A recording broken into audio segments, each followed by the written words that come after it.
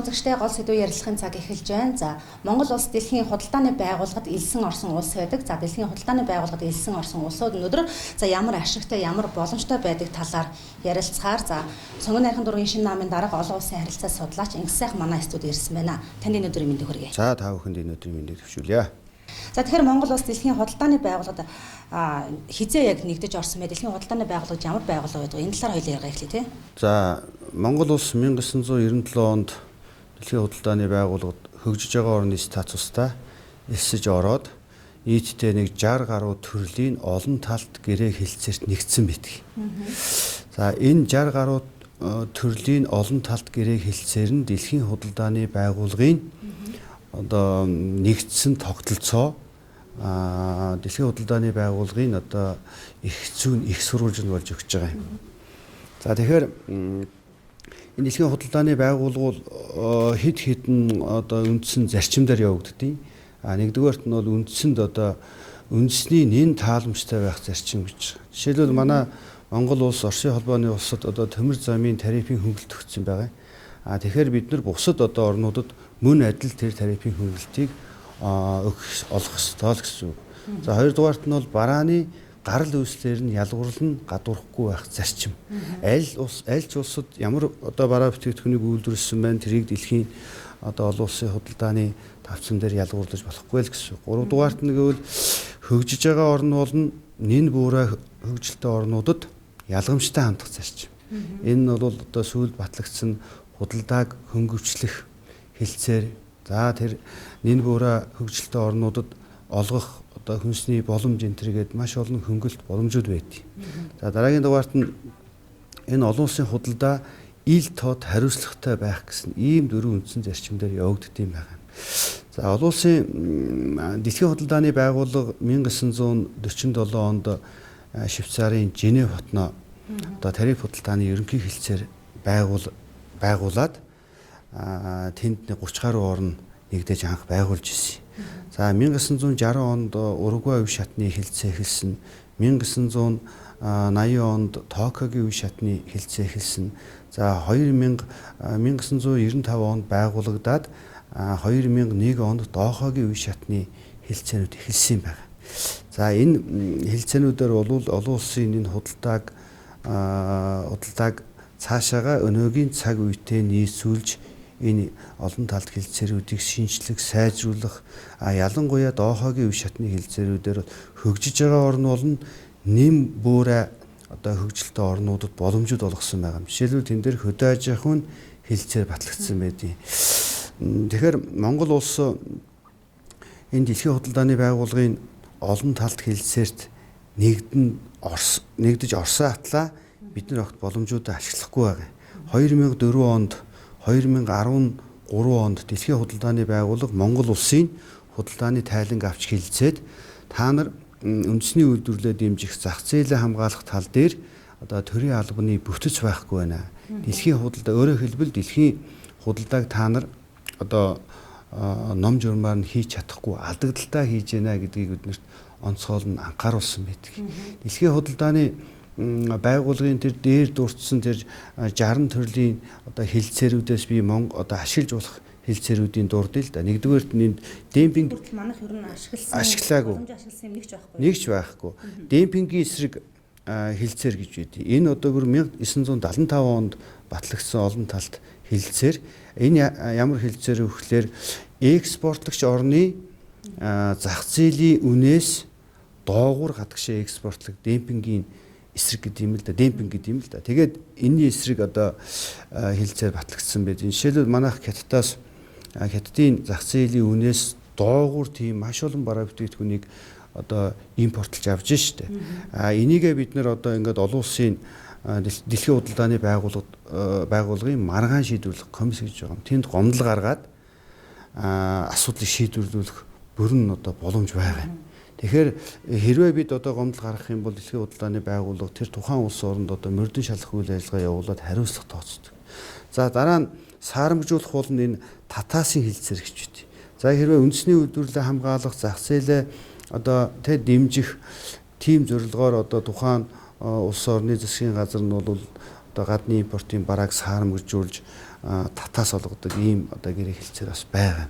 Тариф худалдааны ерөнхий хэлцээрийн 6 дугаар зүйлийг ярьж байна. За дараа нь хамгаалтын хэлцээр гэж байна.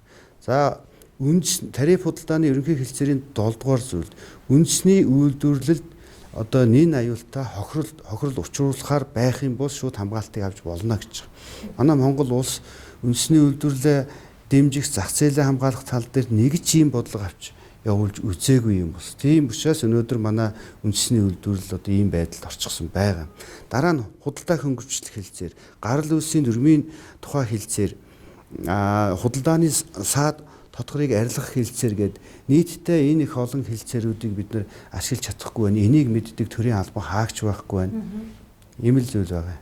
Тэгэхээр одоо дэлхийн худалдааны байгууллагад элсэн орсныхоо хувьд бол за энэ боломжуудыг бас ашиглах хэрэгтэй шүү дээ ер нь бол. Тэгээ энд яг юу саад болоод байгаа юм? Өнөөдөр гарц гаргалгаа нь яг юу юм? Дэлхийн худалдааны байгууллагын энэ олон талт хэлцээрүүдийг ашиглахын тулд бид нар үндэсний одоо олон улсын гэрээ хийж чадах гэрээ одоо мэргэжилтэнгүүдийг бэлтгэх шаардлага байгаа юм. За мөн одоо гадаад худалдаа инноваци яам байгуулах шаардлагатай байгаа юм. Одоо манай гадаад худалдааг зөвхөн энэ гадаад явдлын яамны гадаад эдийн засгийн хамтын ажиллагааны газар гэж нэг жижиг агентлаг газар одоо ингэж зохион байгуулж байна л да. Энэ нь бол хангалтгүй гэж үзэж байгаа юм. Бид гадаад худалдааны талаар ямар ч бодлогогүй урсгалаараа одоо бодлого боловсруулаад түүнийг хэрэгжүүлэх одоо тийм төрийн албаны бүтэц байхгүй байгаа юм. Энийг яаралтай засаж сайжруулах. Дараа нь тарифын болон тарифын бус арга хэмжээг бид нар авах хэрэгтэй юм байна. Тарифын арга хэмжээ гэдэг нь импортоор орж иж байгаа одоо бараа бүтээгдэхүүнд бид нар шууд одоо татварыг нэмэгдүүлэх замаар үндэсний үйлдвэрлэлээ хамгаалах, зах зээлээ хамгаалах ийм бодлогыг бид нар айгүй мэдрэмжтэй авах хэрэгтэй юм байна. 15 онд Монгол улсны 10 гаруй төрлийн бараа бүтээгдэхүүн дээр нэг тарифын арга хэмжээ авч ирсэн. Энийг би бол хангалттай гэж үздэггүй. Өшөө маш олон бараан дээр ийм одоо боломжуудыг бид нар авах хэрэгтэй байдаг, тэрийг авч чадахгүй байна. Дэлхийн худалдааны байгууллагын өмнө хүлээс үүрэг амлалтын хүрээнд бид нар импортын тарифаа бол 17.5% дээр тогтсон байдаг. Тухайн үед 97 онд дэлхийн худалдааны байгууллагад Монгол улс эсж орж байхдаа дэлхийн одоо ихэнх улс орнуудтай энэ баун тариф буюу энэ тарифаар хилцээнүүд хийж исэн байхгүй юу. Тэгэхэд бид нэр бусад оронтой нэг 40%-тэй тохирч исэн. Нэгд Америкийн нэгдсэн улстай хилцээ хийхдээ бууж өгөөд энэ 17.5% болж буусан байд юм а. Тэгэхээр энэ хүртлээр бид нар импортын татварыг одоо нэмэгдүүлэх боломж байна. Саяны дээр хамгаалтын хэлцээр дээр бүр одоо хамгаалтын хэлцээрүүдийн нэг онцлог бол тодорхой хугацаатай авдаг. Үндэсний үйлдвэрлэлд одоо аюул учруулахаас ийм нөхцөл байдал үүссэн тохиолдолд шууд хамгаалтын хэлцээр аваад ингээд хамгаалт аваад явах ийм одоо боломж нь байна. За дараагийн дугаарт нь бид нар энэ боловсруулалтын төвшингээ бид нар огт ахиулж чадахгүй байгаамаа. Бид нар $100 зарах бүтээгдэхүүнээ $1 зарж байна. Өөрөөр хэлбэл бид нар түүхий эд экспортлагч орно. Түүхий эд бэлтгэгч орн болчиход байгаамаа. Тийм учраас энийг яг ямар боломж байна? Боломжоо гэхлээр түрүүлээ ярил. Боловсруулалтын төвшин дээшлүүлнэ гэдэг бол 1 тонн зэсийн бажвал $1,500 байна. Тэрийг зэс хийгээ гаргавал $6,000, $7,000. Цаашаага гар утас компьютертай одоо мэдлэг шингээгээ зарвал $100,000. Тийм учраас анхан шатны боловсруулалт хийсэн одоо зэсийн бажмал эцсийн шатны боловсруулалт хийсэн зэсийн үнээс 100 дахин доогуур байна гэсэн. Төмрийн хөдөр мөн адил, нүүрс мөн адил. Бид нар боловсруулалтын төвшингээ ахиулж ээж энэ олон улсын төвшөнд худалдааг ашигтай хийнэ. За дараагийн дугаарт нь гэвэл хамгийн гол зүйл энэ дэлхийн худалдааны байгууллагын олон талт гэрээ хэлцээр саяны дурдсан. Энийг бид нар одоо огт ашиглахгүй байна гэж хэлсэн. Тэр чөлөөт худалдааны хэлцээр гэдгийг бид нар огт байгуулаагүй байгаа юм улс орнуудтай. Дэлхийн дээр бол дэлхийн худалдааны байгууллагад нийтдээ нэг 400 гаруй чөлөөт худалдааны хэлцээр бүртгүүлсэн. Жишээлбэл Хятад улс бол нэг 20 гаруй улстай чөлөөт худалдааны хэлцээртэй, Солонгос улс бол 20 гаруй улстай чөлөөт худалдааны хэлцээртэй байх жишээний. Чөлөөт худалдааны хэлцээр байгуулна гэдэг бол одоо солилцож байгаа бараа бүтээгдэхүүнийхээ 90 хүртэл хувийг татвараас чөлөөлдөг. Өөрөөр хэлбэл татвараа тийг болгодог. Яг өнөөдөр манай бараа бүтээгдэхүүн гадагшаа гарахаар 50% татвартай байгаа шүү дээ. 25-аас 50% татвартай. Манайх руу бараа импортын бараа орж ирэхдээ 5% татвартай. Энэ 50% татвар хоёуланг нь тийг болгоно л гэсэн үг. Өөрөөр хэлбэл манай зах зээл одоо гадагшаага одоо тэлнэ л гэсэн үг. Бид нар чөлөөт худалдааны хэлцээрийг хөгжиж байгаа оронтой байгуулчих юм бол тухайн тэр хөгжиж байгаа оронтой ашигтай байд юм байна. 2015 онд Монгол улс Япон улстай эдийн засгийн түншлэлийн хилцээр байгуулсан. Энэ бол одоо чөлөөт худалдааны хилцээрийн бас агсан төвшин л да. Энэ хилцээр бол одоо биднэрт ашиггүй байна л да. Япон Монгол улсын хоорондын худалдааныг 500 гаруй сая доллар байна л да.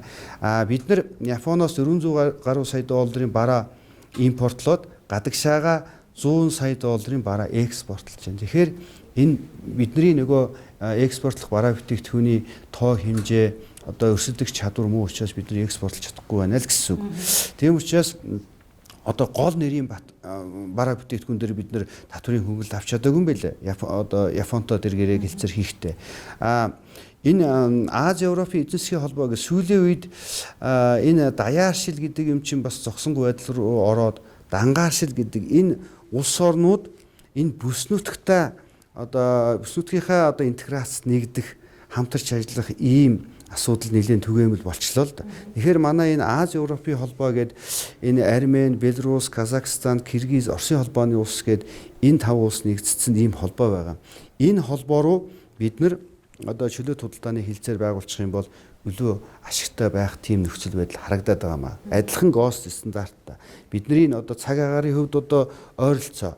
За тэгээд хуучин одоо эдийн засгийн хамтын зөвлөлийн орнууд буюу энэ зөвлөлт холбоот улсын бүрэлдэхүүнд байсан орнууд Аз Европын эдийн засгийн холбоотой чөлөөт худалдааны хилцээр байгуулсан. Чөлөөт худалдааны хилцээр байгуулна гэдэг бол харилцан одоо бараа бүтээгдэхүүнийхээ 90%-ийг татваргүй оруулдаг, бие биендээ татваргүй оруулдаг тийм дүрмтэй. Тэгэхээр энтэй бид нар байгуулчих юм бол бид нар экспортын зах зээлээ маш олон оронд ингэж тэлэх юм боломж байгаамаа. Тийм учраас зарим улсууд энийг сөргөөр хардгийн.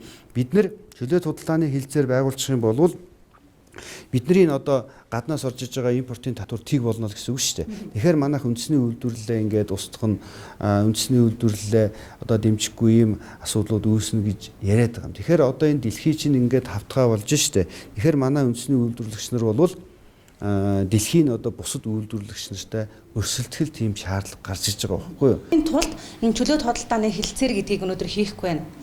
Жижигдэн үйлдвэрлэгчтэй дэмжихгүй шүү дээ. Тэгээд энэ татврынх нь бодлогоор бас хангаж өгч чадахгүй байна. Улс орны энэ одоо төр барьж байгаа төрийн түшээдүүд их барьж байгаа энэ хүмүүс маань энэ боломжийг хангаж өгөхгүй байгаа болохоор жижиг дунд үйлдвэрлэгчид өнөөдөр яг ингэ гацчаад байгаа гэж бол ойлгож болохоор юм тийм үү? Түрүү хэллээ. Одоо манай улс худалдааны тэнцэл гэдэг юм алдагдaltaй гардыг. Оросын холбооны улсаас худалдааны тэнцэл алдагдaltaй. Хятадаас ус үеийн жилүүдэд нөгөө түүхийд их гарч байгаа усаж ашигтай болж эхэлж байгаа. Япон, Солонгос, Америк нэгдсэн улсаас алдагдaltaй байгаамаа.